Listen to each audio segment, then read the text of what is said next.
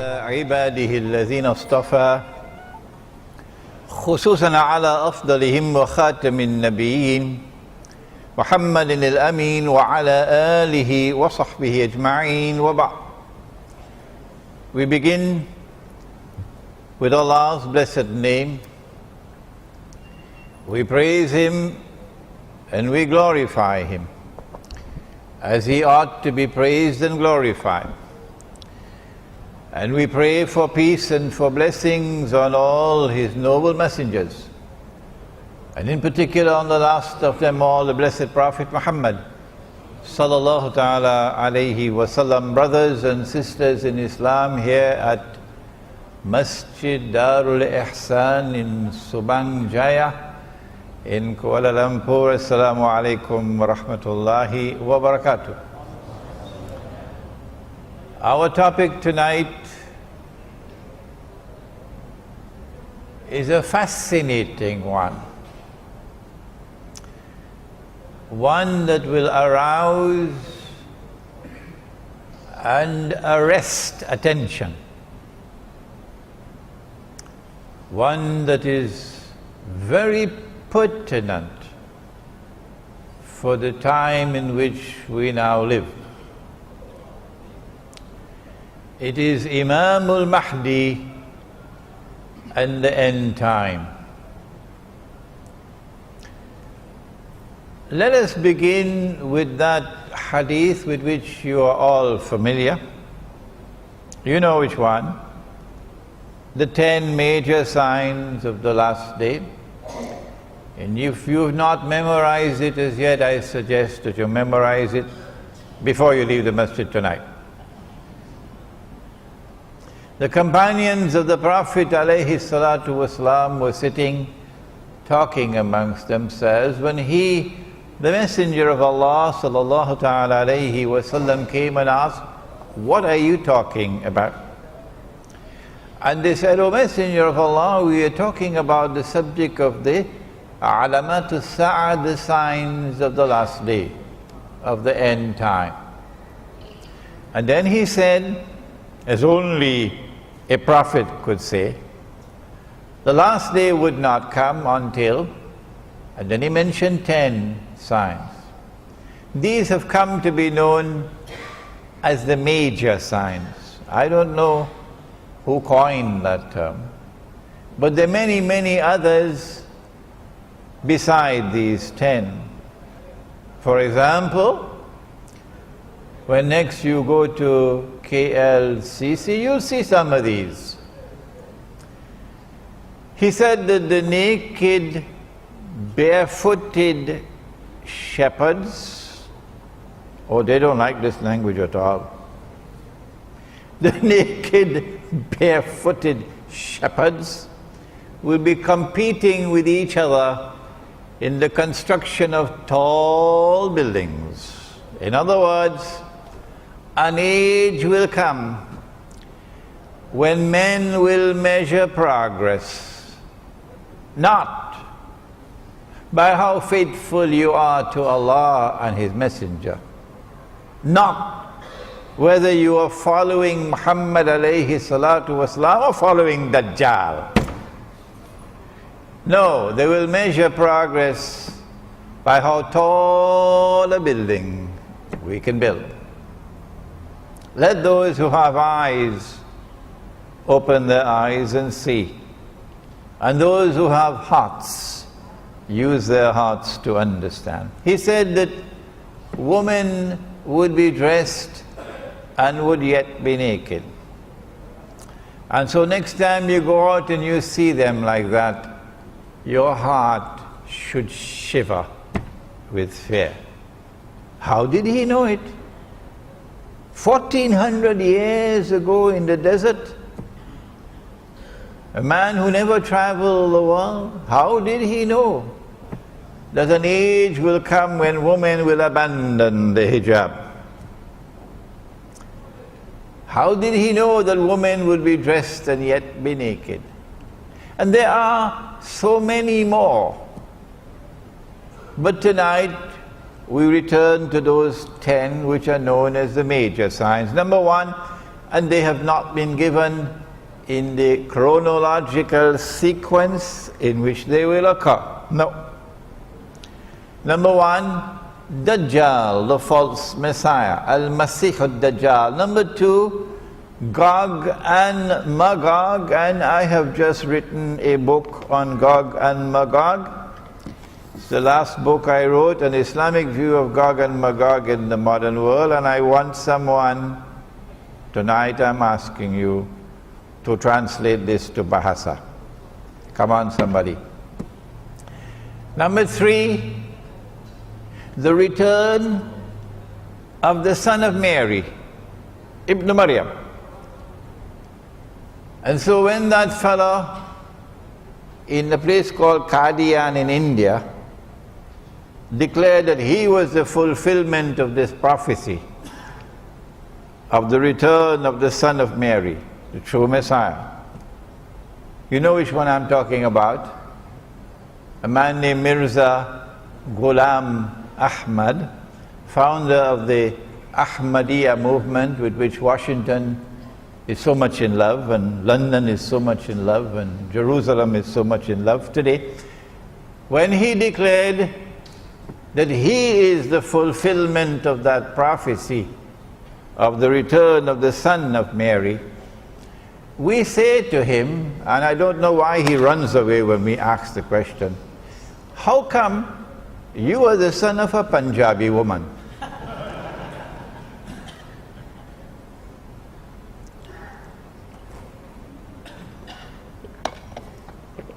Number four, Dukhan, smoke. And if you read this book on Gog and Magog, I have offered an opinion. And let me repeat it one more time. When Imran gives an opinion, never accept that opinion unless and until you are convinced that it is correct. But I have the right to offer an opinion, provided that I recognize that only Allah does not make mistakes. So we say, Allahu Alam, Allah knows best, that this dukhan or smoke is coming maybe 20, 25 years from now, when the cataclysmic clash with nuclear weapons occurs between Gog and Magog, between the American-led alliance and the Russian-led alliance. And you don't need a PhD in international relations to know that we are moving towards that clash. Thousands of nuclear weapons exploding. Can you imagine the clouds, the mushroom clouds? Number five, Dabbatul Ard, or the beast of the land. Ard is material universe. Ard is the earth. Ard is the land. For example, Al-Ardul Muqaddasa, the Holy Land. My opinion, that beast is already here. It's the state of Israel. And Allah knows best. Number six, that the sun would rise from the west. I have given my opinion, and I have the right to give my opinion. Even if 999 differ with me, that's their right. Why deny me the right of offering my opinion? My opinion comes from the Quran. My primary source of guidance is from the Quran, not from some textbook of electricity and magnetism and polar magnetism.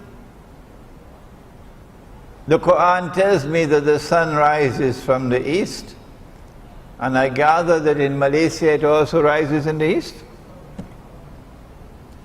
And the Quran tells me, La tabdila li khalqillah, that Allah's creation does not change. And so I have chosen to understand the hadith, not literally, but symbolically. that something is going to happen which would symbolize a false sunrise from the West. And I have understood that to be modern, godless, decadent, oppressive, awesomely deceptive Western civilization. And Allah knows best. Number 7, 8, and 9. 3 earthquakes resulting with movements of the earth in which the earth sinks down, khas, and swallows what it swallows. One in the east, one in the west, and the third one in Arabia, and the third one is linked with Imam Mahdi. And number 10, that the fire will come out of Yemen and drive people to their place of assembly. Of these 10, the Quran singles out one. And Allah says of that one, the return of Nabi Isa alayhi salam, وَإِنَّهُ لَعِلْمٌ لِلسَّاعَةِ, it can be read that way, or لَعَلَمٌ لِلسَّاعَةِ, it can also be read that way. Perhaps that ilm and alam here are synonymous. Ilm means knowledge, alam means sign. That this is the sign of all signs. The return of the son of Mary, Nabi Isa alayhi salam, the most powerful voice in history ever to have prophesied the return of Nabi Isa alayhi salam, the return of Jesus, is the voice of Muhammad sallallahu ta'ala alayhi wasallam. Even if we did not have the ahadith, it is still possible, using the Quran alone, to establish belief in the return of Nabi Isa alayhi salam. And so if you reject belief in the return of Nabi Isa alayhi salam, you will not be able to understand the end time. No. No matter how great a scholar you may be. There is a branch of knowledge which studies and explains the end time. In Bahasa, in Malayu, you call it ilmu akhirul zaman. And in the English language, we call it Islamic eschatology. Don't bother with the big word. Islamic eschatology. Since we now have the tall buildings, I don't know whether you have missed it. If you have, take a taxi to KLCC, you'll see it.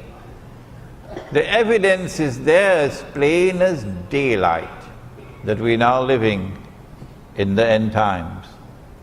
And so it is Islamic eschatology which will explain the world today, not the New Straits Times, and not your local television station, not even your government.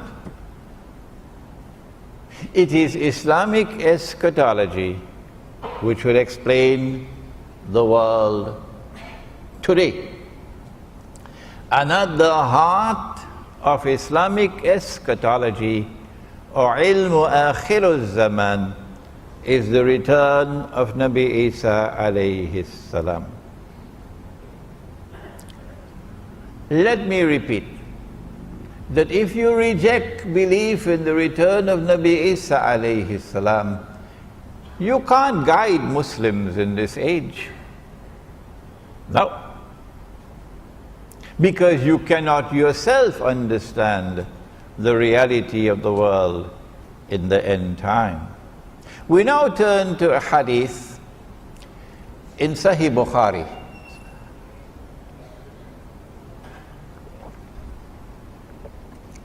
In which Nabi Muhammad alayhi salatu wasalam said, and it is a very short hadith, you can memorize it before you leave the masjid tonight. كَيْفَ أَنْتُمْ. How will you be at that time? Oh, what a wonderful time that would be. إِذَا نَزَلَ عَلَيْكُمْ نُمَرِيَمْ. When the Son of Mary will descend amongst you. Oh, so he's not descending in Rome. Oh no. When the Son of Mary descends amongst you, whether they like it or whether they don't, when Jesus comes back, he's coming to us. He's descending amongst Muslims. كيف أنتم إذا نزل عليكم نمريم وإمامكم منكم. And at that time, your Imam would be from within your own ranks. He would be a Muslim. And so there is an Imam in the end time. And the advent of that Imam, I'm going to use another big word now. First one was eschatology. The advent of that Imam will be contemporaneous. Long word, huh? Contemporaneous, meaning at the same time with the return of Nabi Isa alayhi salam. The advent of that Imam would be at the same time with the return of Nabi Isa alayhi salam. But he would have to come before. And then after he has come, then Nabi Isa alayhi salam will come. Who is that Imam who will emerge in the end time? And who is an Imam? And what will be the implications of the emergence of an Imam at that time? These are fascinating questions. We have to simply leave Sahih Bukhari and go to Sahih Muslim, and we get the answer that Nabi Muhammad alayhi salatu wasalam prophesied that that Imam would be known as Imamul Mahdi, the rightly guided Imam. And we also are told that he is going to be from the seed of Muhammad sallallahu ta'ala alayhi wasallam, from his daughter Fatima radiyallahu ta'ala anha. So he's going to be an Arab. I don't think he can be an Indonesian. Huh? Or Malaysian? He has to be an Arab, eh? Okay. This Imam who will emerge at the time when Nabi Isa alayhi salam is to return is not only from the seed of Nabi Muhammad alayhi salatu wasalam, but we also have a description of his physical features, a broad forehead and a large nose and so on. And we also know something about his functions. That at that time the world will be filled with oppression. Well, it has already come. Modern Western civilization has now been hijacked to deliver to the world more oppression than mankind has ever witnessed. And yet there are those who have eyes and yet cannot see. And their Qibla is in Washington. And they long to get a green card and a US passport. So I say, please go and don't come back. Please go and don't come back. You don't belong to us. You belong to the Jamaat of the oppressors. At that time there will be oppression in the world, all over the world. And this man, will break those chains of oppression and bring justice to the world. So this is going to be a revolution, revolutionary change to transform a world filled with oppression to a world of justice and of peace. And then the world will experience what Islam has to offer. This would be an Imam who would come at a time of great poverty and destitution in the world. Well, it has already come. All those who stand up to Dajjal are today miserably poor. And all those who are faithfully following Dajjal are living in the comfort zone. That's what the Prophet prophesied. But when the Imam comes, he's going to share wealth to the people. Would it be US dollars? The last thing I heard about the US dollar was that it was in ICU in some hospital. Would it be the French francs or the Malaysian ringgit? Come on, wake up and stop this nonsense. Stop this nonsense. If you did not know it before, maybe tonight you should start to learn. That knowledge may enter into your head. The money that we are now using has come from Dajjal. If you have not studied international monetary economics, come to me and I'll teach it to you. The money that we are now using has come from Dajjal. The paper currencies have come from Dajjal. The electronic money which is taking over from the paper currencies have come from Dajjal. And they are functioning as an instrument, not only for the unjust transfer of wealth from the unsuspecting masses to a global predatory elite, but more than that. They're bringing a system of slavery upon the world, enslaving mankind. And Nabi Muhammad alayhi salatu wasalam prophesied that in the end time there will be slavery. He said a slave woman, you remember? Don't you? He said a slave woman will give birth to her mistress. We have a conference in PWTC on Tuesday and Wednesday. If you can take 2 days off, leave, come join us. There's a flyer outside about the conference. It is on the prohibition of riba in Islam. Nabi Muhammad alayhi salatu wasalam told us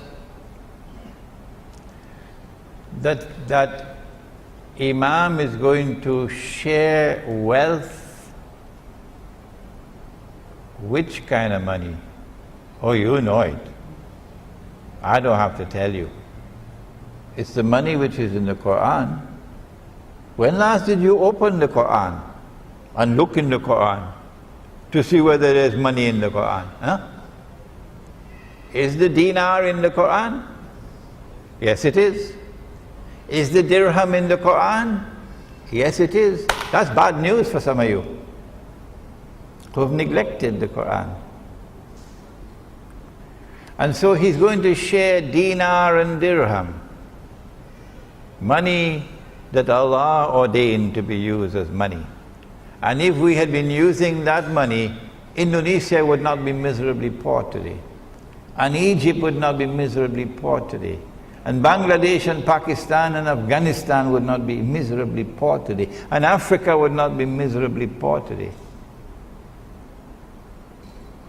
He will share that money to such an extent that no one would be willing to accept zakat. What a world that is going to be tomorrow. This Imam is called Imam, but the word Imam here is synonymous with Amir or leader. So he is not only Imamul Mahdi, he is Amirul Mu'mineen,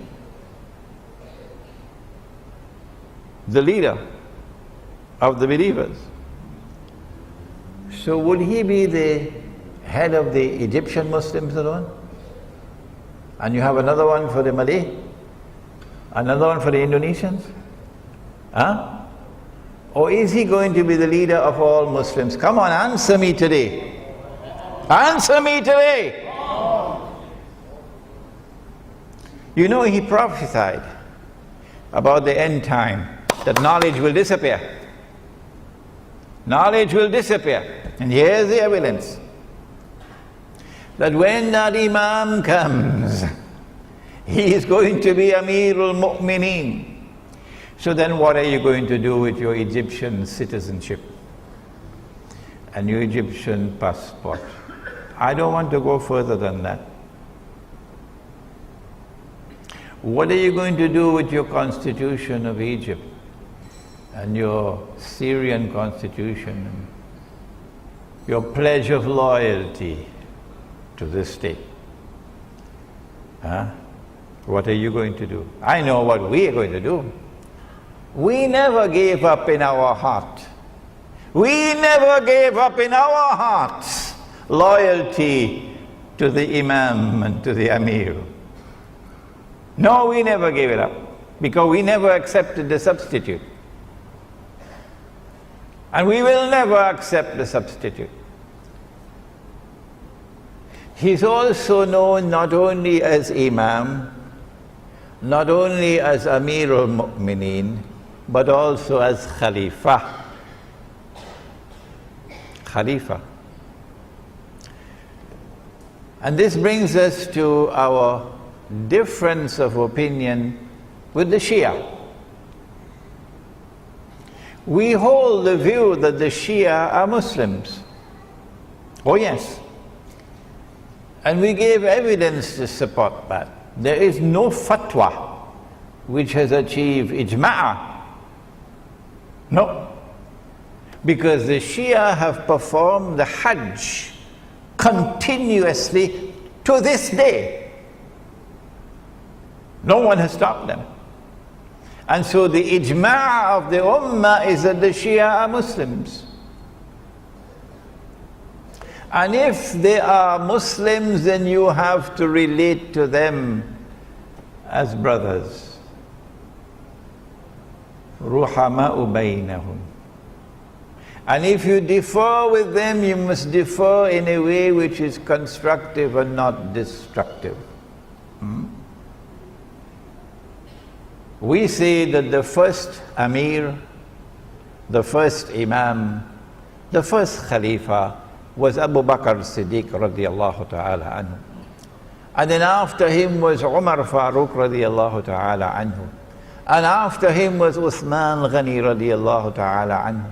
And after him was Ali radiallahu ta'ala anhu, Ali ibn Abi Talib radiallahu ta'ala anhu.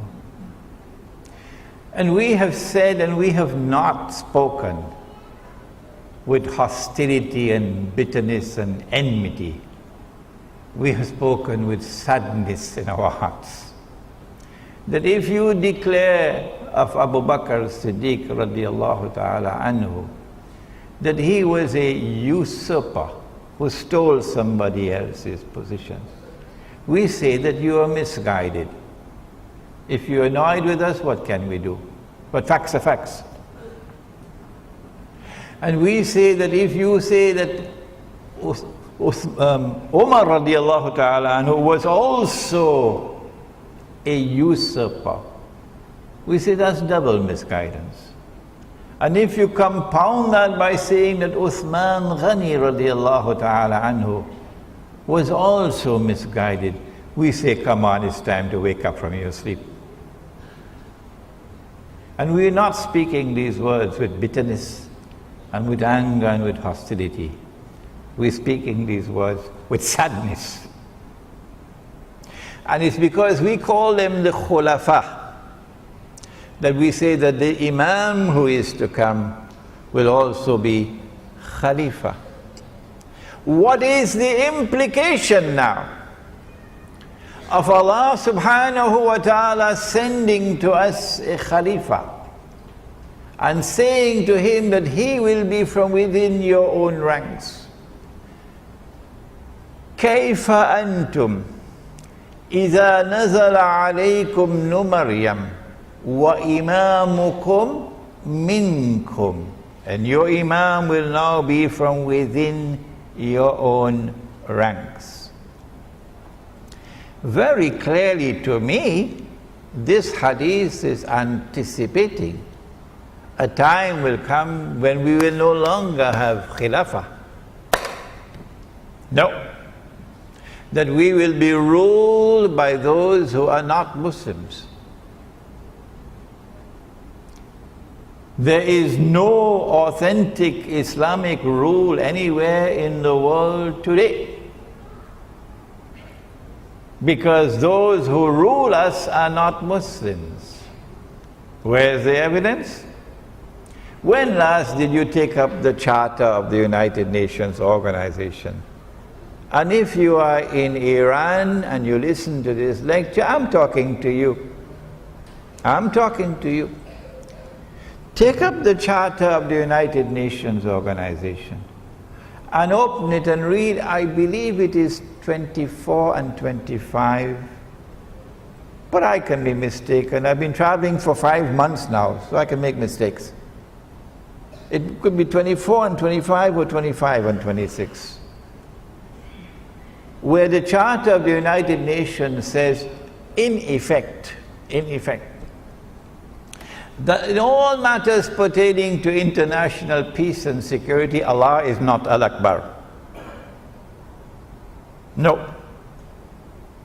The Security Council of the United Nations is Al-Akbar, meaning there is no authority above it. That is shirk. And so once you are a member of the United Nations Organization, your Amir al-Mu'mineen, your Khalifa, your leader, your ruler, ultimate ruler is the Security Council of the United Nations.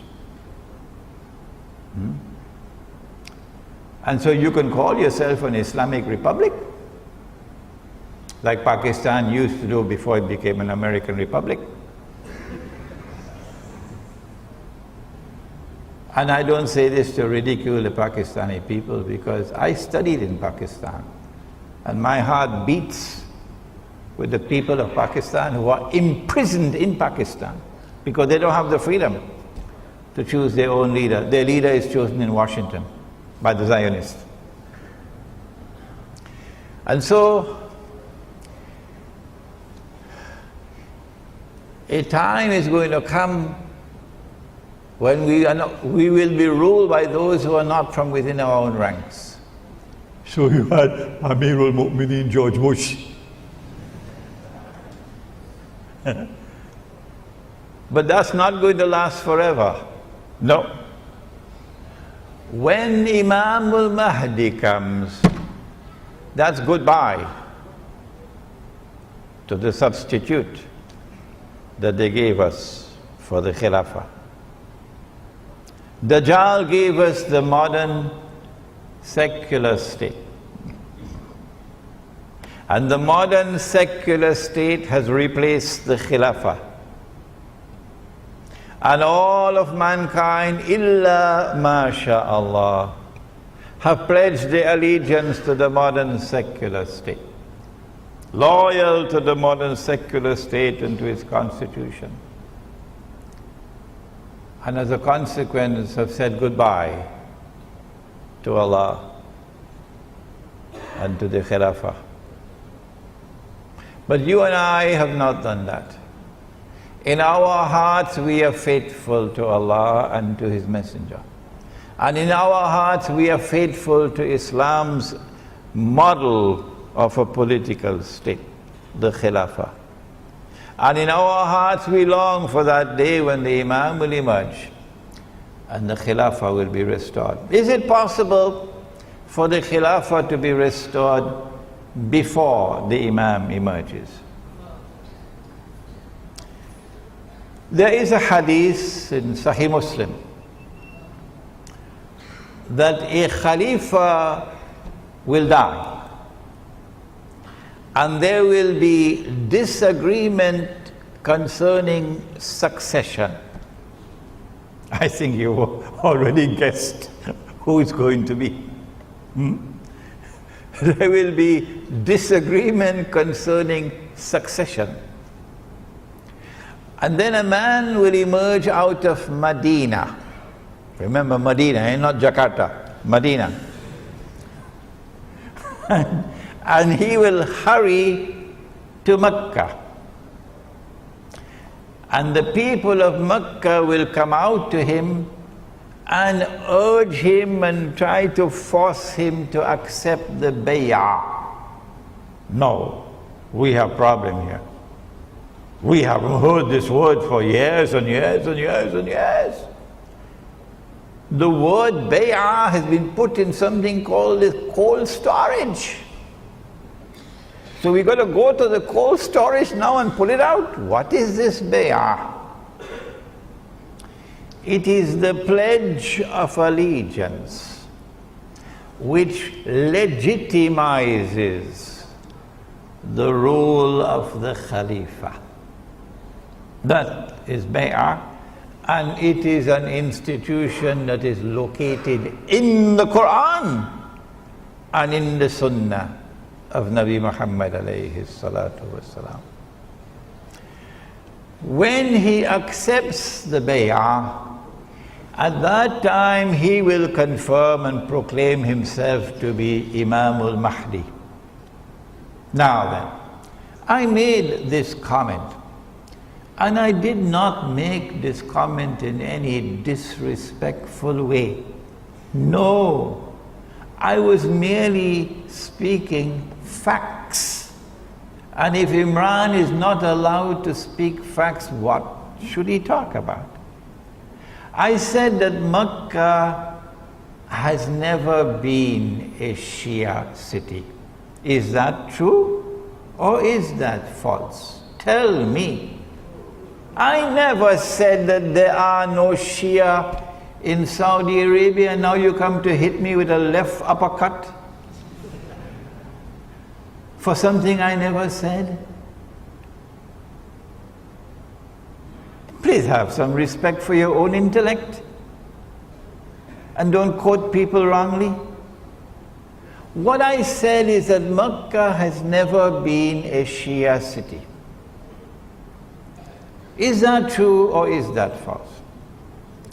There is nothing to suggest to us that that situation will change in the future and that Mecca will transform itself and become a Shia city. There is no evidence to support that. And therefore we ask, how can a people of Mecca who are not Shia, how can they go out and pledge allegiance to a Shia? If you have an answer, I'd be happy to get the answer. You can send me an email. And I am not wearing any boxing gloves. No, this is not the age for that. This is a reasoned discourse that is being presented tonight. And so I conclude that the Imam cannot be Shia. This is my conclusion. If you differ with me, that does not mean that we should have boxing gloves fighting each other. No. Now then, the argument is raised that because the Prophet ﷺ used the word Khalifa, a Khalifa will die. The implication is that the Khilafah will be restored before the advent of Imam al-Mahdi. But have you forgotten that hadith with which we began? كيف أنتم إذا نزل عليكم ابن مريم وإمامكم منكم? Why should the Prophet ﷺ say to us that this Imam will be from your own ranks when we already have the Khilafah? It has already been restored, and our Imams are already from our own ranks. Why should he say that? My understanding is that the hadith is clear that prior to the advent of Imam al-Mahdi, it is not possible to restore the Khilafah. No. And therefore, when the word Khalifa is used, a Khalifa will die. The Prophet ﷺ is referring to a Muslim ruler. Who could it be? Oh, the answer is clear. It has to be a Saudi king. Because there are 5,000 princes out there waiting, struggling, fighting to take over. And there's already sufficient evidence of internal conflicts and rivalries within the big Saudi clan. So, a Saudi king will die. It can't be Fahad because he's already dead. Would it be Abdullah? I don't think so. And I'll let you know why in a moment. When that Saudi king dies and there is disagreement concerning succession, it is at that time that Allah will send the Imam. Is the Imam born already? This is not arrogance on my part. No. When I say, I don't know and I don't want to know. So please don't send me emails asking me whether the Imam has been born already. What is important is that Allah places a cover and Allah conceals him. And no one knows that he is the Imam until that moment arrives. When the king, the Khalifa dies, and there is disagreement and so on, then he proclaims himself to be the Imam. Until that moment, we don't know who is the Imam. So is he born already? No, come on. I don't know and I don't want to know. Having disposed of these questions, now what are the implications of the advent of the Imam? The first and major implication of the advent of the Imam is that the substitute that Dajjal had created to replace the Khilafah, that substitute, your modern state, will now return to the garbage bin of history from where it came out in the first place.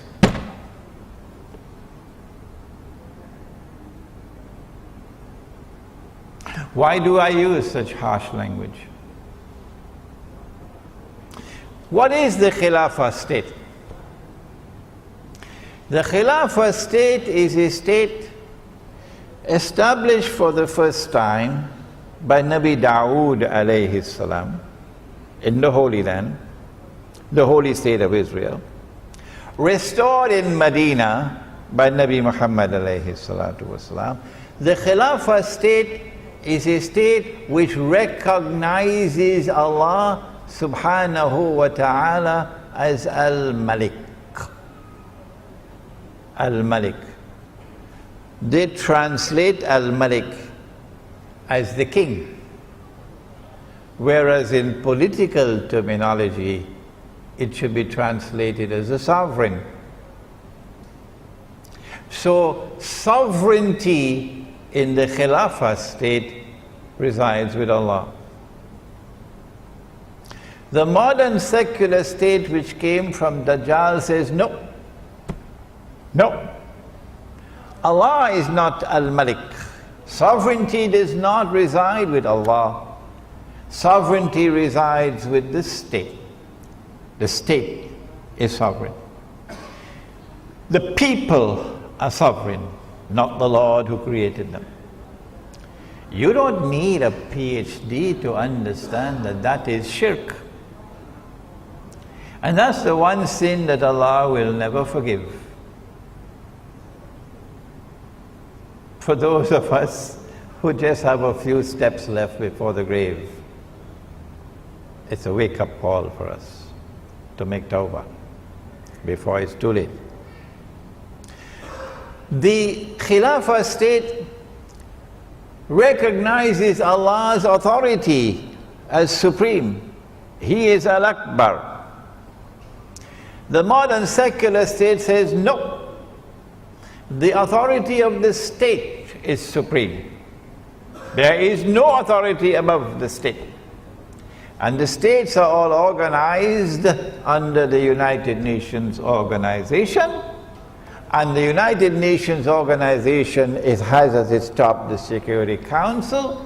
And the authority of the Security Council of the United Nations is Al-Akbar, not Allah. Dajjal created that. And instead of worshipping Allah, we are worshipping Dajjal.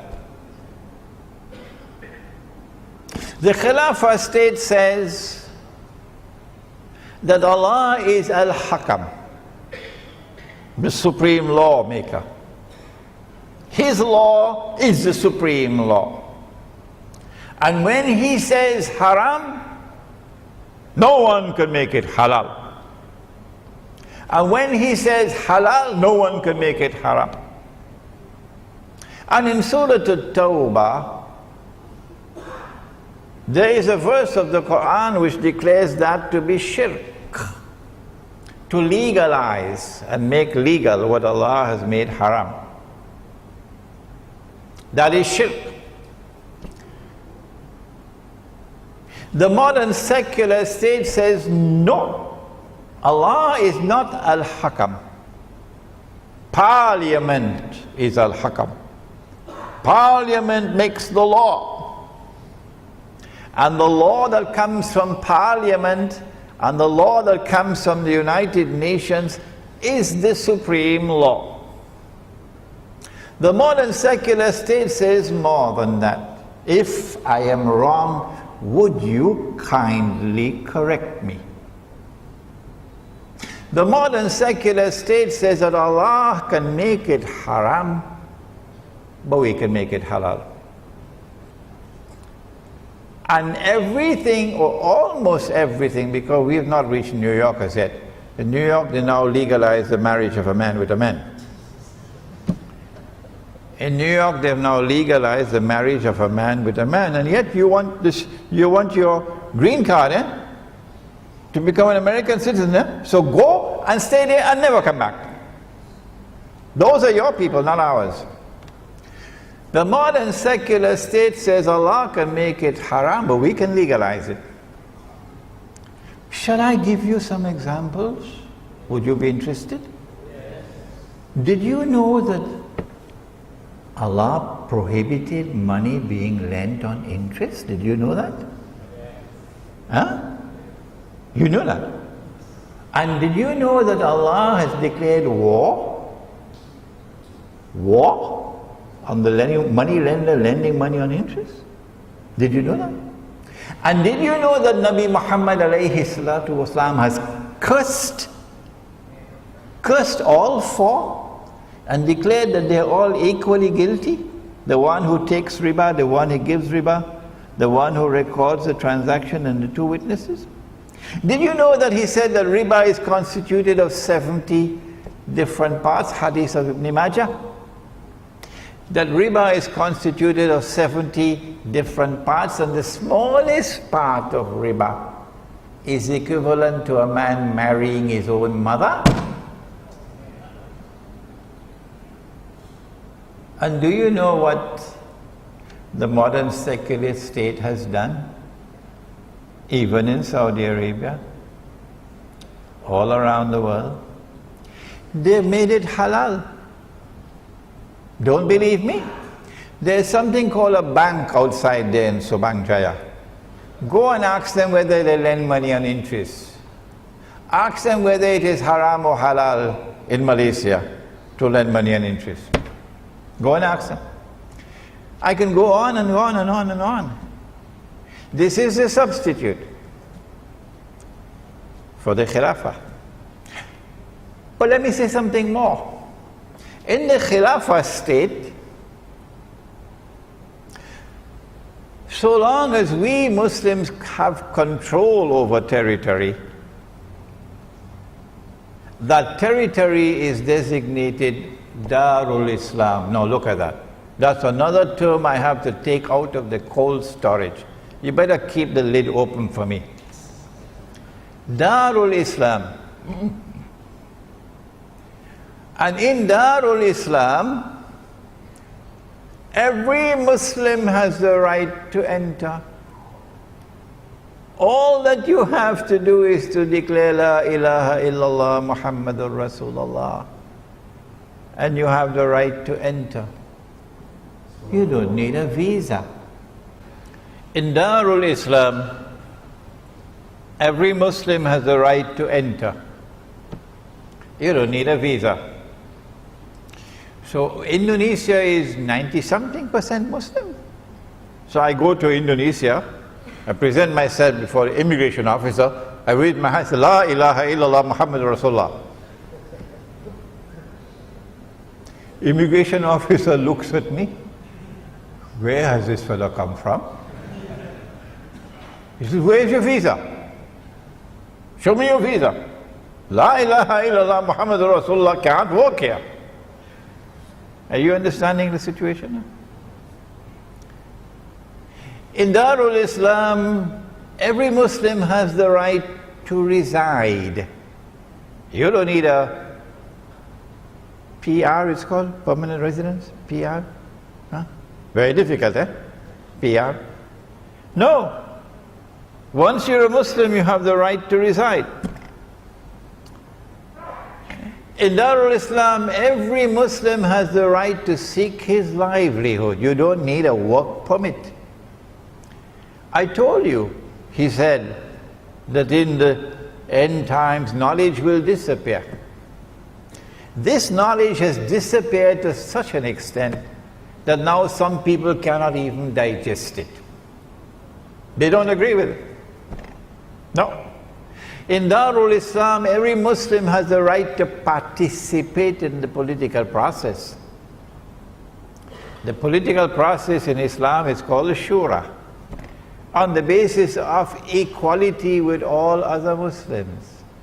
You don't need citizenship. This is Darul Islam. That substitute has divided us, broken up Darul Islam, and replaced it with something that is very bad. Let me use a soft language. Very bad. Very bad. And so in 1988, when I came to Malaysia for the first time, I was the principal of the Alimia Institute of Islamic Studies in Pakistan. And the Muslim, what is it called? An Islamic organization in England, Muslim Institute for Research and Planning, founded by our dear brother Dr. Karim Siddiqui rahimahullah. May Allah have mercy on the soul of our dear brother. The Muslim Institute in London and Party Islam in Malaysia combined to organize a seminar on Hajj. And I was chosen to come from Pakistan to be one of the speakers in that seminar. And I said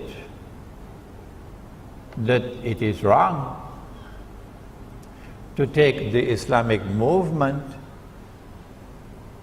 and register it as a political party and fight elections under the constitution of a modern state that has come from Dajjal. PAS was not too happy with me. No. The same thing was done in Pakistan by Maulana Maududi rahimahullah with the Jamaat Islami. The same thing was done in the Arab world, the movement founded by Hassan al-Banna rahimahullah, the Ikhwan al-Muslimun. That you take the Islamic movement, you register it as a political party, and you fight in elections under a constitution of a state created by Dajjal, built on the foundations of shirk. That is not the Sunnah. Well then what is the Sunnah? And what is the guidance from the Quran? When you studied this book on Gog and Magog, when you studied Ilmu Akhirul Zaman, Islamic Eschatology, and my book entitled Jerusalem in the Quran, most of you probably already read this book. It was written 10 years ago. It qualifies as the textbook on Islamic eschatology, and we now have it in Bahasa. We have it in Bahasa outside. When you study the subject of Ilmu Akhirul Zaman, then you understand that the proper response to Dajjal's money, Dajjal's economy based on riba, Dajjal's political system based on the modern secular state and its shirk, and the Security Council of the United Nations as Al-Akbar, the proper response is to flee from Dajjal. To flee from Dajjal. And to try to restore the micro-khilafah wherever you can. Until the time comes when the macro-khilafah can be restored, when Imam Mahdi comes. That micro-khilafah I have described as the Muslim kampung, the Muslim village. And I know that I'm out of Dajjal's reach when I go to a kampung where I cannot use a cell phone. Now I know I'm out of his reach. Over there we will try as best as we can to restore dinar and dirham as money in the market. And we will not use this bogus and fraudulent and utterly haram paper and electronic money. In that kampung we'll try to restore the Amir and the Bay'ah. And we will refuse to give our allegiance to the modern secular state. And we say this is micro-khilafah, waiting for macro-khilafah when Imam Mahdi comes. This is not a place where you will be opting out of jihad. Oh no. That the baby boys who are born in this kampung will fight better on the battlefield from Khorasan in the Muslim army that will liberate the Holy Land. The baby boys born in this kampung will fight like lions, much better than yours from KLCC. So the Muslim kampung is not a place to go and sleep. Now then, we come to a very unfortunate event. One of the outstanding scholars of this age, and now my remarks are directed particularly to Pakistan. One of the outstanding Islamic scholars of this age was a man named Dr. Muhammad Iqbal. I recognize him as a great scholar, and I recognize him as a great poet. Unfortunately, my knowledge of the Farsi language and the Urdu language is not good enough to appreciate the beauty of his poetry. But I don't have any problems with his poetry. What the problem that I have is with what he has written in the English language. And I have more than a passing acquaintance with the English language. Dr. Iqbal argued in a book which he published entitled The Reconstruction of Religious Thought in Islam, which most Pakistanis have not read. And those who do try to read it probably give up before they finish 2 or 3 pages, because you need a whole bottle of Tylenol tablets for headache. Iqbal is writing pure philosophy. I have a master's degree in philosophy, and for me it's a headache, so much less for you.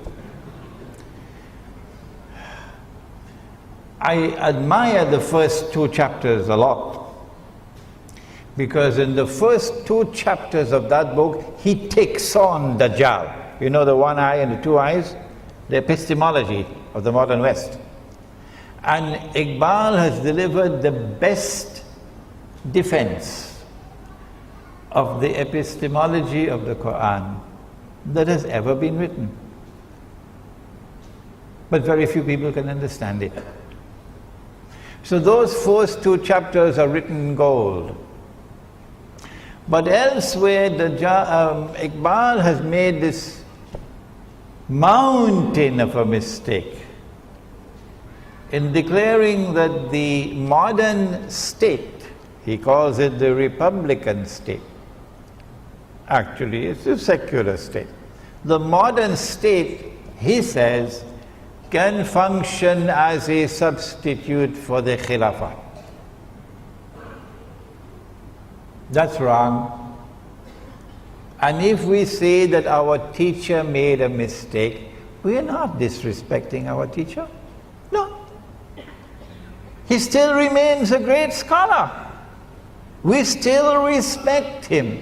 We are not disrespecting him when we say that this Iqbal has made a mountain of a mistake in declaring that the modern secular state with its parliament can be a substitute for the Khilafah. Iqbal then compounded that error by agreeing with Ibn Khaldun that all the ahadith on Imam Mahdi are all fabricated. Now don't come and tell me what Iqbal has said in Urdu poetry. No, don't come and tell me that. I know what he said in Urdu poetry. We're talking about what he said in English. And the impact of Iqbal's thought on the Pakistani intelligentsia. Iqbal does not believe in the return of Nabi Isa alayhi salam. No. Iqbal does not believe in Dajjal. No. I ask you, how can you beat the drums of Iqbal in Pakistan today to extricate Pakistan from the mess in which it is? He is not the answer. Yes, there is much we can learn from him. Yes, Iqbal can inspire our people with his Urdu verse. But Iqbal in English is not the guide to take the Pakistani people out of the awesome predicament in which they are. And so I wrote this book, Iqbal and Pakistan's Moment of Truth. I want the cameras to capture it. Because tonight in Masjid Al-Ehsan in Subang Jaya, we are launching this book for the first time. It is only 84 pages, so you could finish it in one weekend. And in this book, I have attempted very respectfully, how many times am I to repeat it? I have attempted very respectfully to critically assess the thought of a great scholar and to point out errors which he has made, while yet respecting him as a great scholar. Now then, When Imam Mahdi emerges, at that time, the Gog and Magog war will take place. This book explains it. An Islamic view of Gog and Magog in the modern world, and one person will have to come forward and volunteer to translate it to Bahasa, inshallah. At that time, the clash takes place between the American-led alliance, the Russian-led alliance. The nuclear war takes place with thousands of nuclear weapons exploding. I think that will be the moment when this verse of Suratul Isra will be fulfilled. Suratul Isra, where Allah subhanahu wa ta'ala gives the warning, وَإِن مِّن قَرْيَةٍ إِلَّا نَحْنُ مُهْلِكُوهَا قَبْلَ يَوْمِ الْقِيَامَةِ أَوْ مُعَذِّبُوهَا عَذَابًا شَدِيدًا كَانَ ذَلِكَ فِي الْكِتَابِ مَسْطُورًا. It is as though you're hearing the verse for the first time, because you've never heard the verse in the context in which it's being given now. And not a single city will escape. None. They will all be destroyed, says Allah. All. And those which escape destruction will be punished with terrible punishment. And this is a matter inscribed in the Kitab. Maybe that if you're out of electronic range, you know, the cell phone, you will not be incinerated. This is the end of modern Western civilization dominance over the world. Maybe another 20, 25 years, that's all we have to endure. This is the end of the modern secular state and all the patriotism it demands of us. And this is the time when Darul Islam will be restored, whether they like it or whether they don't. This is the time when the Khilafah will be restored. This is the time when Imam al-Mahdi will rule over us. The Shia who follow him at that time are our brothers. The Sunni who follow him at that time, I don't think there'll be many Sunnis following him. They're going to say, he's a terrorist. Our brothers. And so Shia and Sunni, both following the Imam, will constitute the Ummah of Nabi Muhammad alayhi salatu wasalam. When will that happen? How much time is there left? Let us attend to this and we'll then end the lecture. Imam al-Mahdi cannot emerge until Allah ordains that he must emerge. So no government has charge over this. When will Allah ordain that he must emerge? Because as soon as he emerges, he's going to head for Makkah and he's going to proclaim himself the Imam. An army will then march against him from Sham. And that army, as it crosses Medina, going south to Mecca, will be swallowed by the third khas. One in the east, one in the west, one in Arabia. When that army is swallowed by the earth, that is the validation. That is the conclusive validation that this man is indeed the Imam. Not eclipses in the sky, the sinking of the earth. When that army sinks down into the earth and is swallowed, then the Abdal from Sham and Iraq will come to the Imam to offer bay'ah. The Sufis have hijacked this word, Abdal. So I got to take it back from them. I got to take it back from them.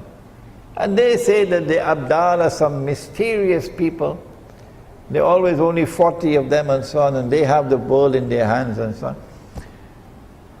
No. Abdal means when one dies, another one replaces him. This one dies, another one replaces him. This one dies, another one replaces him. The Abdal.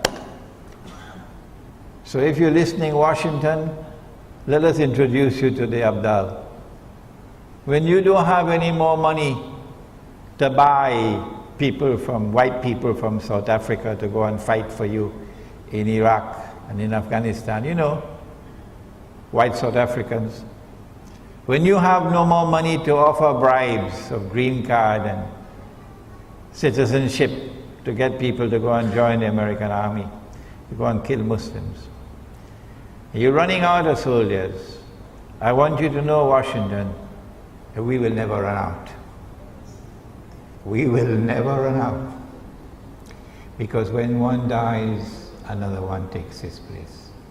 And when he dies, another one takes his place. These are the words of Muhammad alayhi salatu wasalam. These are the Abdal.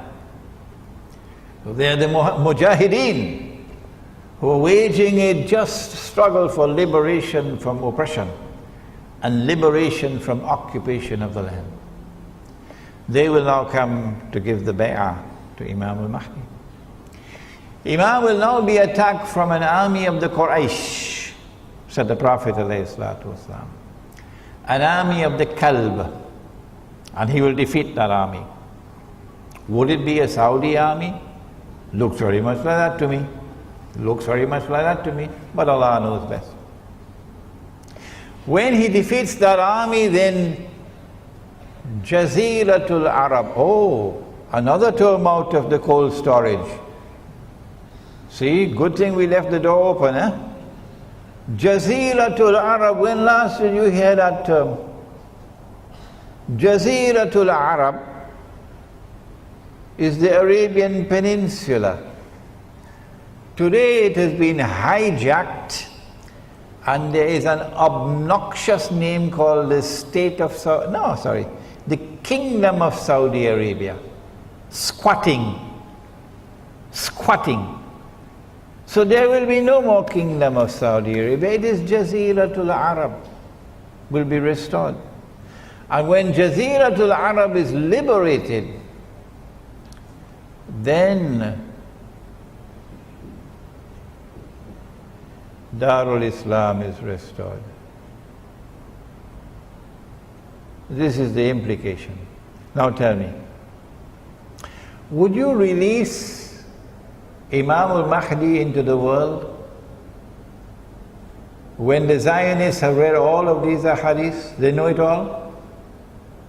Would you release Imam al-Mahdi into the world before Israel replaces the United States as the ruling state? It doesn't make sense. No. Would you release Imam al-Mahdi into the world before Israel rules the world? And Dajjal is in his day, which is like a week. You have to read this book, Jerusalem in the Quran, to understand that. Israel is about to launch her big wars, either this year or next year, attacking Pakistan to destroy the nuclear plants and nuclear weapons, attacking Iran, attacking Egypt so you can occupy the territory from the river Nile to the river Euphrates. If you want to know why, there's a book outside entitled The Religion of Abraham and the State of Israel, a view from the Quran. My view, and Allah knows best, is that Allah will not release Imam al-Mahdi into the world until Dajjal has completed his mission, or he is very close to completion of his mission. And so Dajjal has to be born. He has to be born of Jewish parents. He's not been born as yet, but he's already created modern Western civilization because he's already released into the world. He's already released into the world. He's close to the end of his mission, but he's not as yet been born as a human being. When he's born as a human being, he'll be a Jew. He'll grow up to be a young man, he'll be powerfully built, he'll have curly hair. He'll rule the world from Jerusalem. And then he will proclaim, I am the Messiah, Al-Mahdi, Al-Masih. And when they accept him, Al-Masih, he can rub his hands and he can say, come on, help me. Mission accomplished. I've given them a 6 for a 9, I've deceived them. And now they've been taken to the greatest destruction that they will ever experience in history. Banu Israel. And so by my calculation, and Allah knows best, we are still probably another 20, 25 years away before that event occurs when Imam al-Mahdi will emerge. Finally, I want to remind you about the conference on riba. There's a book on riba outside, and there's this little book, you have no excuse, it's so small. The Gold Dinar and Silver Dirham, Islam and the Future of Money. Many people have been asking, where did Imran Hussain study? Who was his teacher? What kitab did he read? Because we don't hear anybody else speaking like this. If you want to know more about me, you can begin by reading this very interesting book, the Islamic Travelogue, which is outside. رَبَّنَا تَقَبَّلْ مِنَّا إِنَّكَ أَنْتَ السَّمِيعُ الْعَلِيمُ وَتُبْ عَلَيْنَا يَا مَوْلَانَا إِنَّكَ أَنْتَ التَّوَّابُ الرَّحِيمُ بِرَحْمَتِكَ يَا أَرْحَمَ الرَّاحِمِينَ Ameen.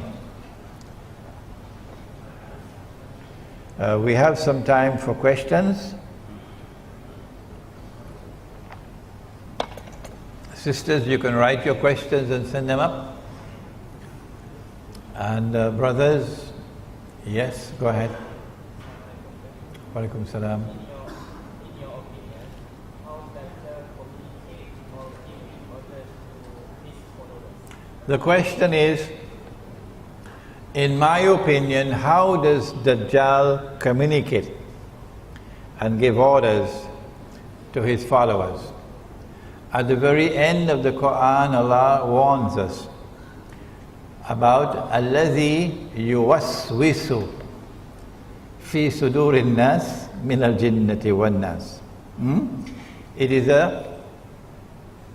inspiring or putting thoughts and ideas into the heart, and as a consequence these people believe that these are their own thoughts. He does this through the shayateen.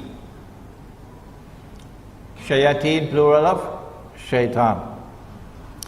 The Prophet said, alayhi salatu wasalam, وَيُبْعَثُ مَعَهُ الشَّيَاطِينَ, that the shayateen are going to be raised with Dajjal. This hadith in Kanzul Ummal.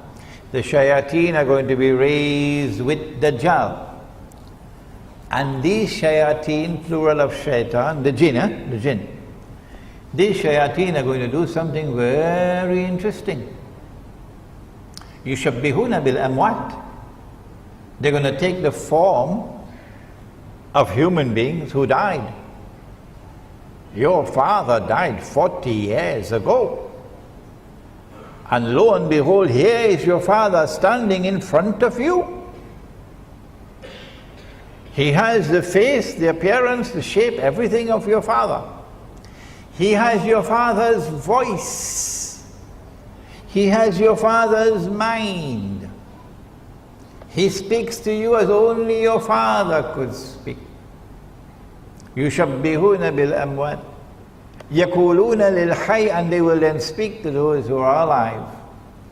تَعْرِفُنِي, what's wrong, my son? Can't you recognize me?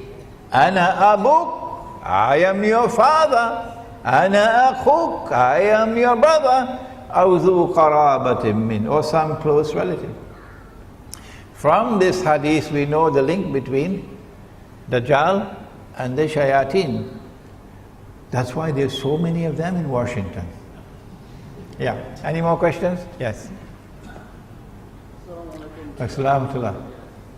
You mentioned in your talk, Yes.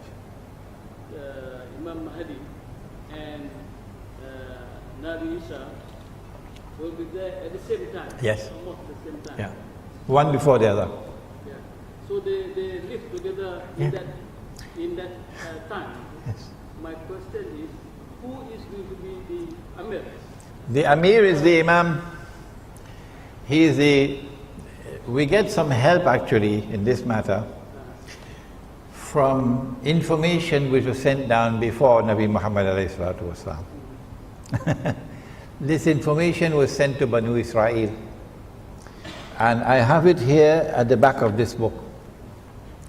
In the appendix to Jerusalem in the Quran, you will find it there, where the Jewish scriptures speak about a worldly figure and a priestly figure who will be contemporaneous. One is going to be the political ruler, ruling, enforcing the law and so on, Sharia, and the other would be the priestly ruler.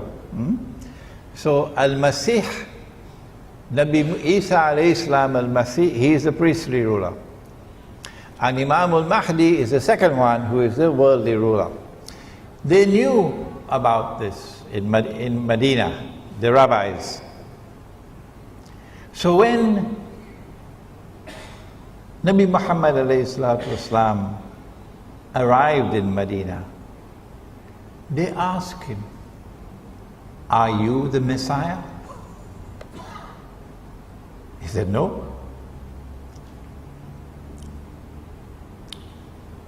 "Are you that other one?"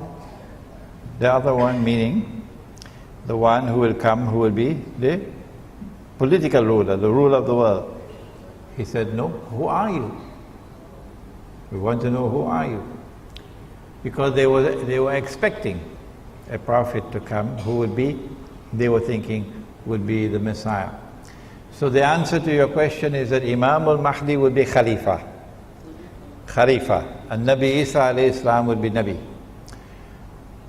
Yes. Wa alaikum salam. Oh, I forgot I should have mentioned the question. The question that he asked was, since Nabi Isa alayhi salam, Jesus, and Imam al-Mahdi are at the same time, who is going to rule? That was his question. Yes, go ahead. You mentioned that the child will be born as a Jew and grow up to world. Can you provide a hadith from the Prophet that mentioned that?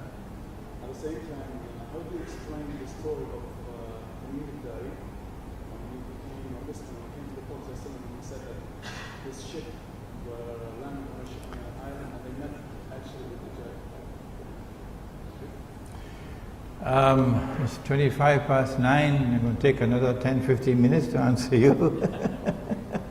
I have devoted some of this book to that subject. He's asking about the hadith of Tamim al-Dari in Sahih Muslim, in which the Prophet ﷺ narrated an event which he heard from Tamim al-Dari, where they went on an island and they met Dajjal. And he is saying that, well, there is the other hadith you quoted that he will be born. He's not yet born and he'll be a Jew, so how could they meet him when he's not as yet born? Those who have read this book would know how to answer that question. Many of you here present can answer that question. When Dajjal is released, he will live on earth for 40 days. Yawmun kasana, a day which would be like a year. Yawmun kashahr, a day which would be like a month. Yawmun kajum'a, a day which would be like a week. Wasairu ayyamihi ka'ayyamikum, and all his days like your days, meaning all the rest of his days like your days. When his day is like our day, he would be in our world of time. No one can dispute that. When he is in our world of time, he will be in our world of space. Only at that time, therefore, would we be able to see him. But he can be on earth and not be in our world of space and time. Are there angels on the earth? Are there angels in Masjid Darul Ehsan in Subang Jaya? Oh yes, they are. Can you see them? No, you can't see them. I know you'll tell me that your wife is an angel and you can see her. Yes, our women are our angels. Allah's greatest gift to us are our women. We must honor them, we must respect them, we must treat them like angels. Except when they start to follow Dajjal, then you part from them. Are there jinn on earth? Yes. Can we see them? No, but they are here. In the same way, Dajjal is here on earth. But you cannot see him. You will only see him at that time when he is born as a human being, grows up to rule from Jerusalem. And then he'll be a Jew. Any more questions? Yes?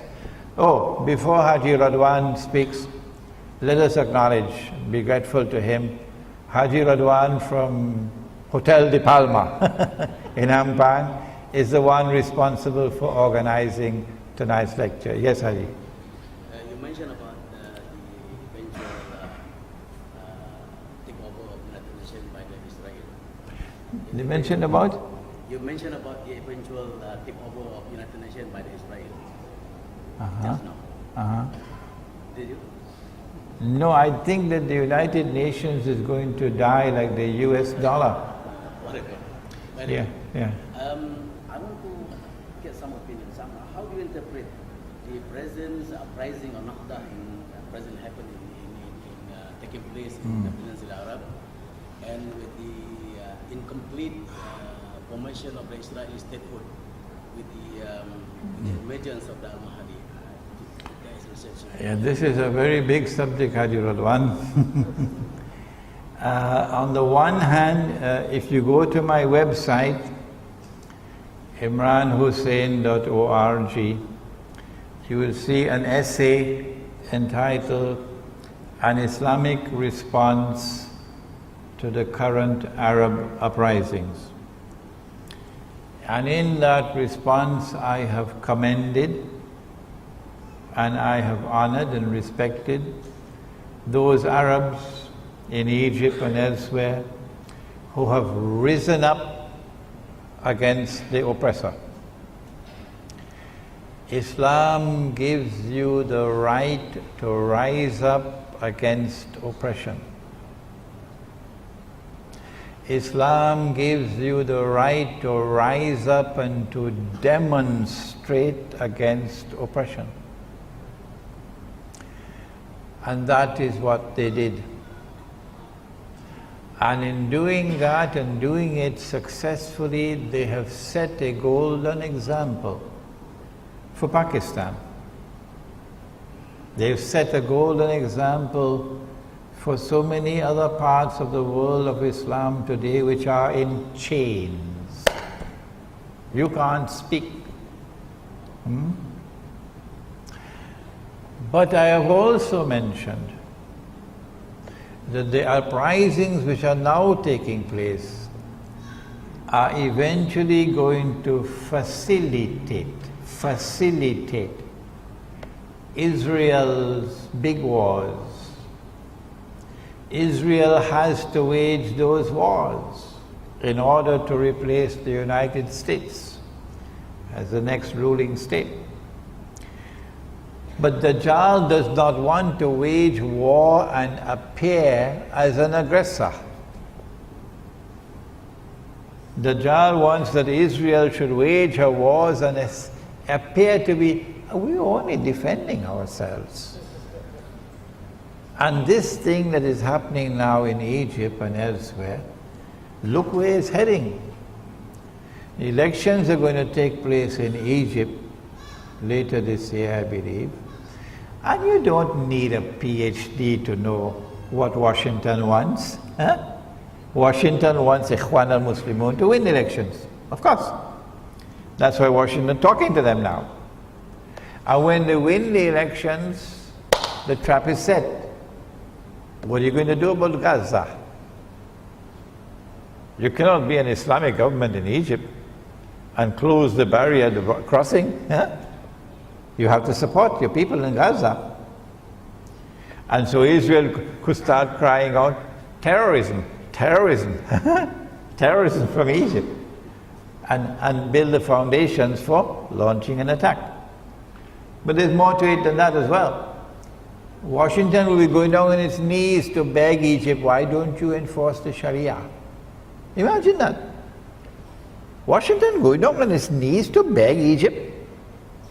New York Times appealing to the Egyptian government, would you be so kind as to enforce the Sharia?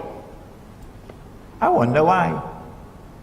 And when the Islamic governments in the Arab world declare we are enforcing Sharia, well, Kalantana, I think you better prepare yourself. Eh? So then they'll spring I call it a time bomb.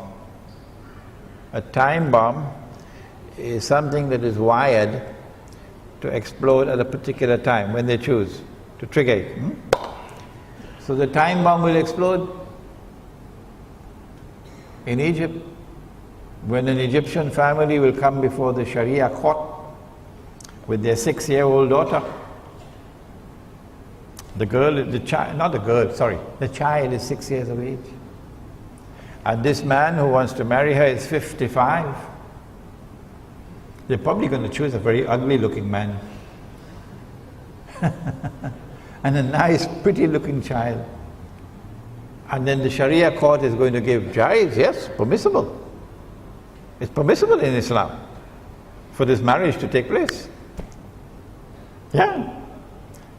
And then CNN and CNN's sister, you know the sister? Al Jazeera, yeah. And every television station in the world is going to capture that. And Muslims are going to become the laughing stock of the whole world. The laughing stock of the whole world. And you are angry with me because I point to that hadith in Sahih Bukhari and I say someone rewrote it? And you're going to be angry with me for that? And you're sending warnings to me? I am the one who should be warning you, rather than you warning me about declaring a hadith in Sahih Bukhari to be rewritten, to be fabricated. Nabi Muhammad alayhi salatu wasalam never, N-E-V-E-R, he never married Aisha radiyallahu ta'ala anha. No marriage ceremony ever took place here on earth. Never. Don't you know there are two kinds of marriages? There are those marriages which are contracted here, and there are those which are contracted there. If Allah subhanahu wa ta'ala tells you this is your wife, He has married you there. So you're going to have another marriage ceremony here? Huh? When He has married two of you, you don't have the freedom in the matter to say yes or no. Islam is submission to Allah. And He did it when she was 6. I asked myself, why did He send that vision to Nabi Muhammad alayhi salatu wasalam? This is your wife, I've chosen her as your wife. Why did Allah subhanahu wa ta'ala send that vision to him when she was only 6? Why? There must be a reason. And my answer is that it is for the same reason. It is for the same reason that he sent Maryam alayhi salam with a baby. She was never married. So he can distinguish between those who have two eyes and those who have only one. Yes. And he could have done it, he could have sent the vision when she was not 6, she was 1 year of age. Or he could have sent it when she was 1 month old. He is the Lord. But because it is haram for a Muslim to have sexual relations with a girl until she has become a woman. And I have the verses of the Quran to prove it, but I would prefer not to use those verses in this public gathering. It's my choice. I prefer to do it in private. It is haram to have sexual relations with a girl before she has become a woman. Is there anyone who wants to challenge me? When will she become a woman in the context of the Quran and the law of marriage? In this context, not Dajjal. Dajjal, she becomes a woman when she's 25. That's Dajjal. Huh? But in the Quran, when she has reached the age of puberty, when she can now herself become pregnant and make a baby, she's no longer a child. She's now a woman. So she had to remain in her mother's home until that time. And when that time came, then she went to join her husband's household. Do you have a problem with that, Dajjal? What's wrong with this? Huh? This is what happened. So the hadith, when it says that he married her when she was 6, is false. It's false. He never married her when she was 6. He never married her at all. Never. It is Allah who informed him, this is your wife. He had no choice in the matter. But when the Sharia court in Egypt declares it's jaiz for a 55-year-old man to have a marriage ceremony with a 6-year-old girl, the Australian government is going to have a lot of problems. You know why? Every pedophile in Australia will want to become a Muslim.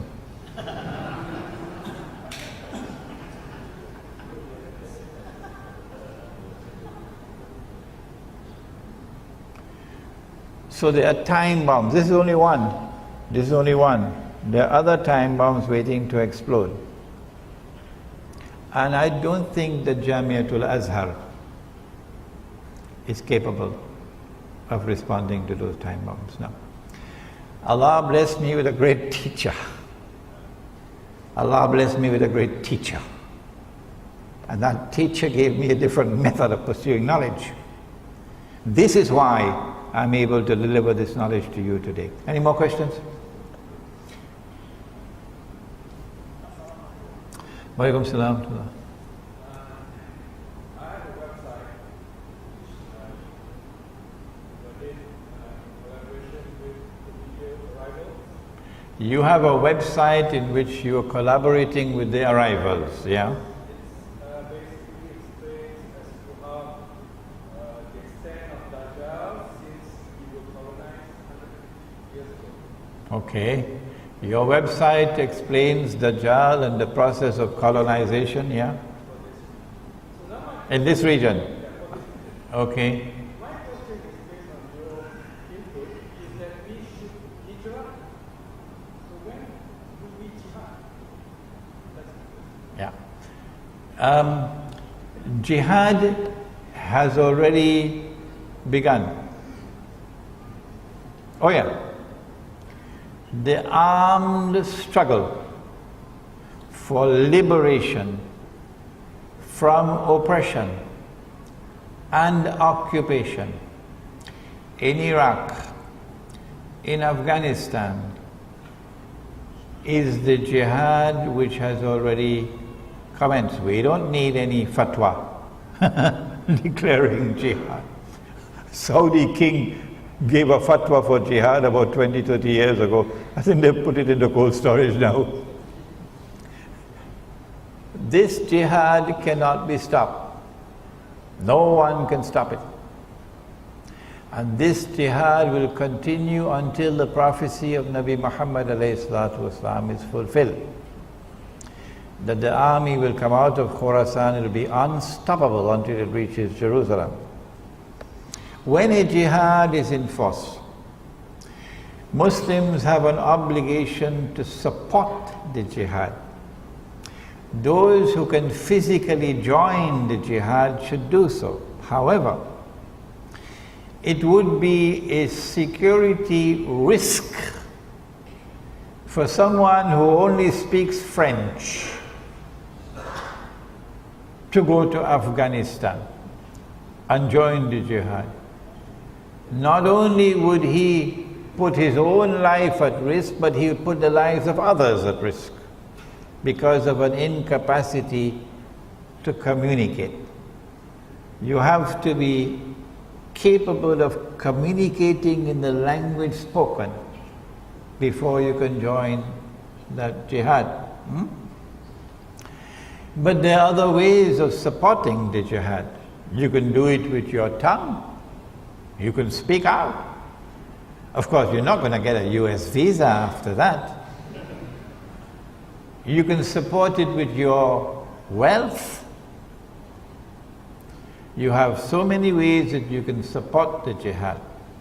And when we call for a withdrawal to the remote countryside, that withdrawal is what is going to give us the freedom that we otherwise would not have, to either join the jihad or support the jihad.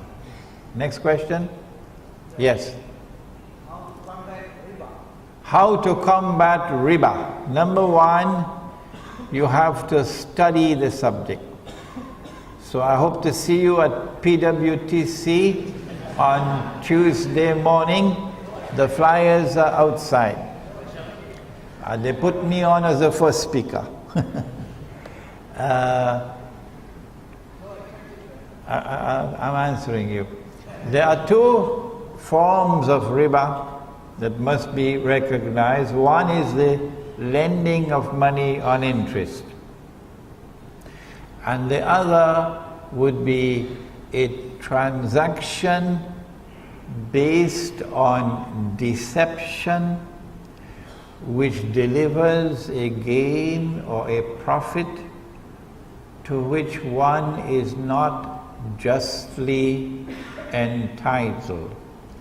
That's the elegant way of describing a rip-off. A rip-off. So this is riba and that is riba.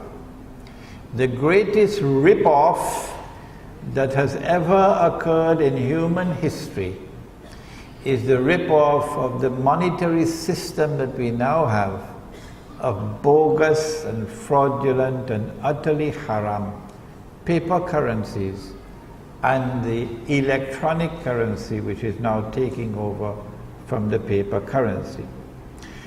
What do you do? Answer: when you have abandoned the Quran and Sunnah, make tawbah and return to the Quran and Sunnah, meaning return to the dinar and dirham. Do you know that Israel, tomorrow, Israel is going to mint, in fact I think they've already minted the gold dinars and silver dirham, Israel. And tomorrow Israel is going to be using this money. Do you know that? Why would Israel have to do it? If you study ilmu akhirul zaman, you can answer these questions. Because every Jew knows that only that money can be used in the temple, which does not have any human figure on it. the Roman coins at the time of Nabi Isa alayhi salam were haram to be used in the temple because they had graven images which were haram. And so the temple at the time of Nabi Isa alayhi salam used to mint its own coins, gold and silver. And when the people came to the temple, if they wanted an animal to be zabiha, sacrificed, you got to pay for it. And nobody could sacrifice the animal except the rabbi. So therefore the temple got some revenue. So you had to pay the temple. And you had to pay the temple in this money which was halal, not that money which was haram. So when Dajjal stands up in Jerusalem tomorrow, and he has not brought back that halal money, no Jew will accept him as the Messiah. Which is why I believe that Israel has already minted her gold coins and silver coins, so that these can be introduced before Dajjal makes his appearance. So that's the first thing you can do. Bring back the gold dinar and silver dirham as money. Can you do it in downtown KLCC? I'm not stopping you. You want to try, go ahead. It is my opinion, based on my study of Suratul Kahfi of the Quran. Now let me use the proper Arabic. Suratul Kahf of the Quran. That the only place that you can bring back the dinar and dirham as money in the market is in the remote countryside. And in those micro markets, we will not accept your paper money. No. Insofar as money being lent on interest is concerned, make tawbah if you have borrowed money on interest to buy your car or to buy your house. Make tawbah. Because if you die with that riba, there is no way you can enter into Jannah. Why? Because the curse of the Prophet is upon you. Get out of that riba. Sell the car, sell the house, pay the bank. When you try to do that, then you'll know what kind of snake there is in the bank. Yeah.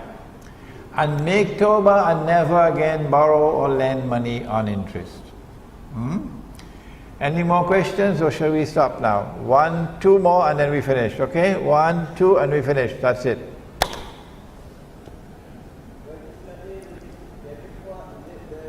Come closer, come closer. And the other one, come up please.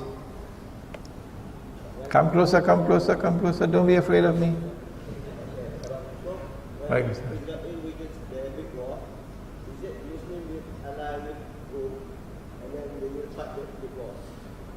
Okay. When Israel wages her big wars, would that be the time when Muslims are going to make an alliance with Rome? That's a good question, eh? Nabi Muhammad alayhi salatu wasalam has prophesied that you will make an alliance with Rome. Indeed, there is a surah of the Quran which is entitled Suratul Rum. And in that surah, in the first ayah, the first verse, Allah speaks about Rome being defeated. If you believe that the Prophet, that Allah subhanahu wa ta'ala was referring to a city in Italy, you should buy a one-way ticket to Disneyland. Yeah. Go to Disneyland and live there, don't come back. That the Quran, when it says that Rome has been defeated, was referring to a city in Italy called Rome? Oh, come on. What kind of scholarship is that? Huh? And when the Quran refers to Rome, you translate it as Romans? Is that the correct translation? Romans? Huh? Which Dajjal is at work here? Rome in the Quran is easy to identify. It is the Christian, Eastern Orthodox Church. The Eastern Orthodox Christian Church, which had established the Byzantine Empire with Constantinople as its capital. That is not Italy. Huh? This is Constantinople, which is now in Turkey. Rome is in Italy. You will make an alliance with Rome. Well, the Byzantine Empire has disappeared today, but the Eastern Orthodox Christian Church has not disappeared. The Western Church celebrates Christmas on what day? 25th of December. Huh? Does the Eastern Orthodox Christian Church celebrate Christmas on that day? No. No, not at all. Tabule. It is, I believe, the 9th of January. I may be wrong, maybe the 7th or the 8th. No, I don't think it's the 5th. Anyhow, it's a different day. So where is the Eastern Orthodox Christian Church today, if we want to find Rome today? Answer, the headquarters is now in Russia. If I am wrong, I invite you to correct me. And so when the Prophet ﷺ said, you will make an alliance with Rome, my answer is, it's going to be an alliance with Russia. If you have a different answer, don't send me an email. Publish your answer, please. Don't send me an email. Publish it and give the proof that Imran Hussein is wrong. I really have difficulties with all the people trying to correct me now with emails. Yes. Next question.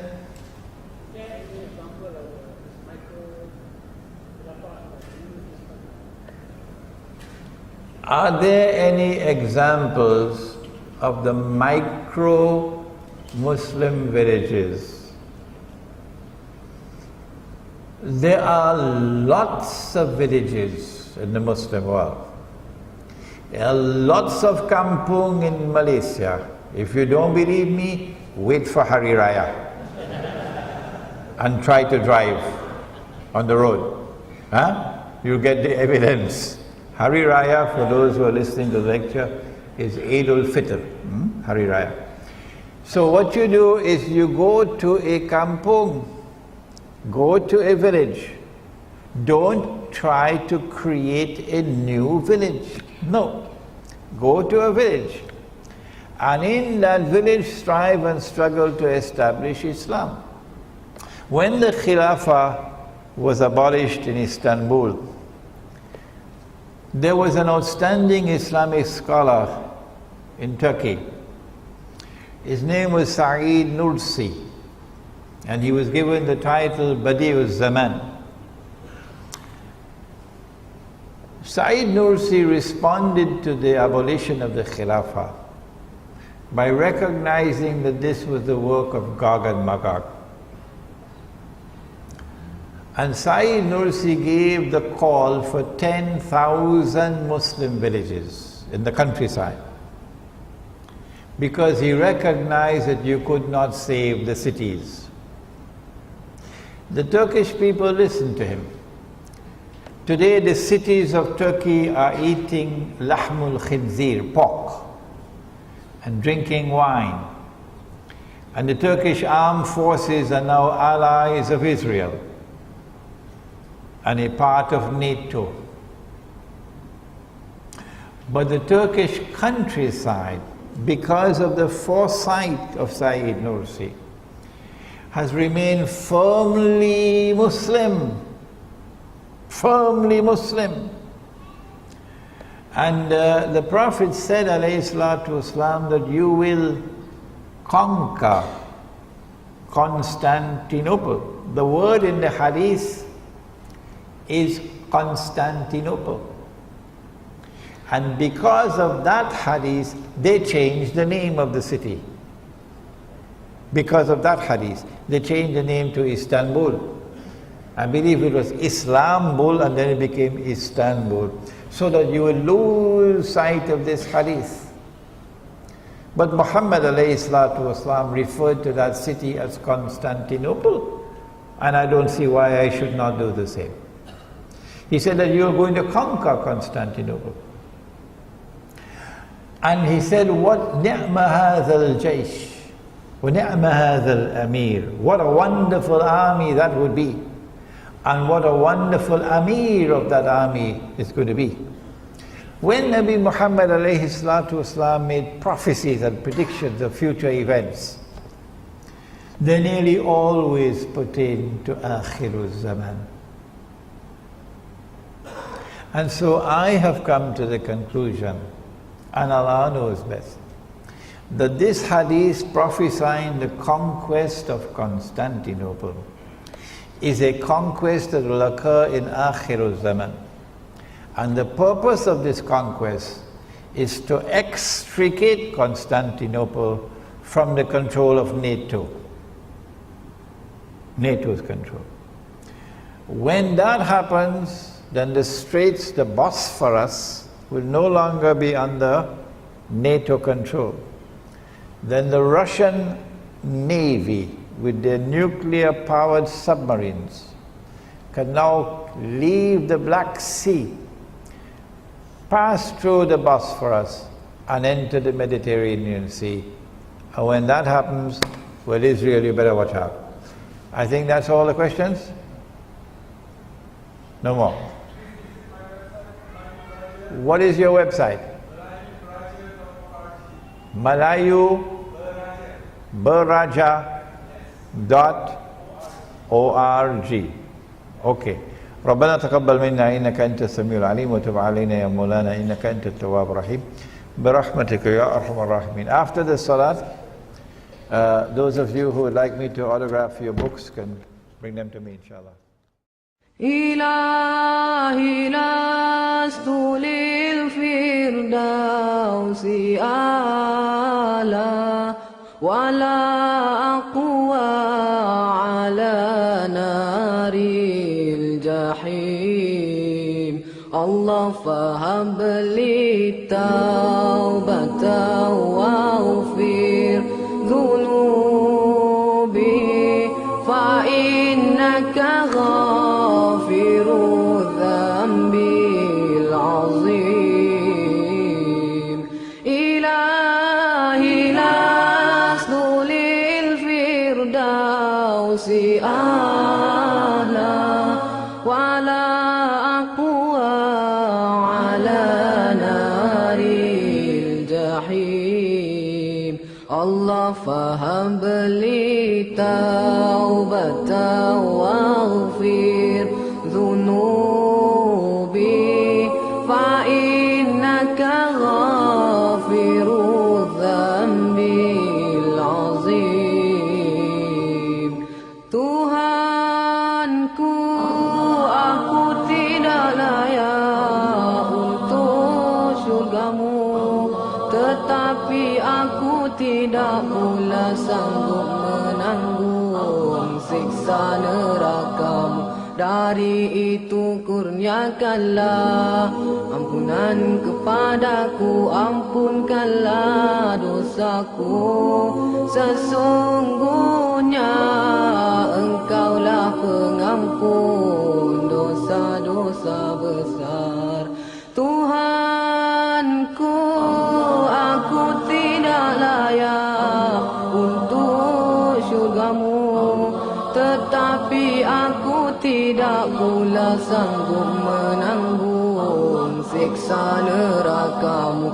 Dari itu kurniakanlah ampunan kepadaku, ampunkanlah dosaku. Sesungguhnya Engkaulah